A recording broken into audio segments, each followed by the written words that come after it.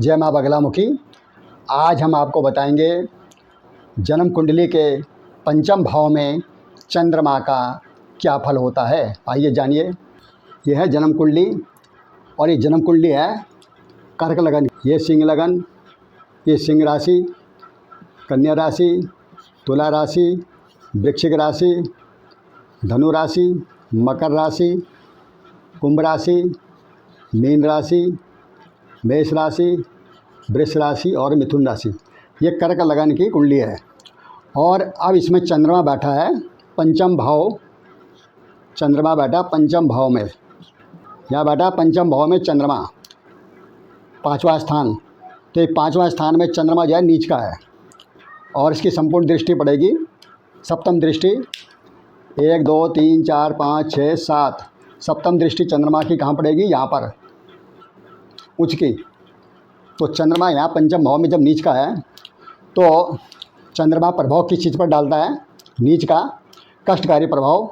बुद्धि, संतान, मित्रता, विद्या, देवभक्ति, योग, कोई इष्ट कार्य, विवेक, संतान, दूरदर्शिता, वैभव, कवि रचना, पाप पुण्य में विवेक, पाप पुण्य में विवेक, मंत्र जप, धन कमाने का ढंग, साहित्य, लेखन, कुशलता, गर्भधारण, शक्ति, पिता का गुप्त धन, स्त्री से जुड़े लाभ, रिपोर्ट देने की कला। इस प्रकार के संबंध में चंद्रमा नीच का कष्ट देगा। और यहाँ पर जो सप्तम दृष्टि पड़ रही है उच्च की पड़ रही है तो यहाँ पर जो है लाभकारी होगा। इसके आगे की जानकारी हम आपको बताएंगे, इस कुंडली में क्या क्या रहस्य है। और अगर यहाँ पर चंद्रमा के साथ राहु भी बैठ जाता है तो क्या है, इसका प्रभाव जो है पंचम भाव पर दुगना कष्टकारी हो जाता है। क्योंकि चंद्र राहु दोनों वृश्चिक राशि पर नीच के हैं। चंद्रमा भी वृश्चिक में नीच का, राहु भी वृश्चिक में नीच का। तो ये दोनों जो है वृश्चिक राशि नीच पर बैठने से ये डबल कष्ट हो जाएगा। क्योंकि चंद्रग्रहण दोष, दूसरा चंद्र नीच का, राहु नीच का, तो भयंकर कष्टकारी दशा का प्रभाव पड़ेगा। आइए अब इसके बारे में जानिए। हाँ तो जानिए, क्या आपकी जन्म कुंडली के पंचम भाव में चंद्रमा और राहु है? यदि जन्म कुंडली के पाँचवें त्रिकोण स्थान में मंगल की वृश्चिक राशि पर चंद्रमा नीच का है तो आपको विद्या में कमी और परेशानी का योग बनेगा और संतान पक्ष में कष्ट योग बनेगा। शरीर में दुर्बलता, कमजोरी रहेगी। मन और बुद्धि में सत्य का अभाव और मन में संकुचित विचार बनेंगे।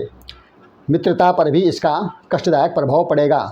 देवभक्ति की भी कमी रहेगी और कोई महान इष्ट कार्य में बाधा, विवेक की कमी और दूरदर्शिता का अभाव, सिर दर्द, सर्द गर्म मौसम से रोग, खांसी, कफ, पेट विकार, आंतों में रोग, मन में चंचलता। और अगर चंद्रमा के साथ राहु भी है तो पंचम भाव में कष्ट योग दुगना हो जाता है। क्योंकि दोनों ही ग्रह वृश्चिक राशि पर नीच हो जाते हैं। इसके साथ ही राहु चंद्रमा का योग चंद्रग्रहण दोष भी बनाता है, जिसका प्रभाव बुद्धि पर ज़्यादा कष्टकारी होता है। हमने ऐसी कुंडली में पाया कि एक बालक की जन्म कुंडली में पंचम भाव पर राहु चंद्रमा नीच राशि पर हैं और जन्म से ही बालक की राहु की दशा चल रही है और उसका जन्म भी चंद्रग्रहण के दिन हुआ था। इसका अर्थ है बालक का जन्म से ही मंदबुद्धि यानी पागल है। इसलिए कष्टकारी ग्रहों को कभी नज़रअंदाज नहीं करना चाहिए। चंद्रमा पंचम भाव से पूर्ण सप्तम दृष्टि 11वें भाव पर वृष उच्च राशि पर डाल रहा है तो ध्येय और बुद्धि की युक्ति बल से विशेष लाभ देगा, परंतु छिपाव की बातों से सदैव अपने स्वार्थ की सिद्धि करने में तत्पर रहेगा। लेकिन मानसिक अशांति तो रहेगी। अगर जन्म कुंडली में पंचम भाव पर कोई भी ग्रह नीच राशि में हो या शत्रु राशि में या शत्रु के साथ बैठा हो तो उसका प्रभाव बल, बुद्धि, विद्या, संतान पर कष्टकारी होता है।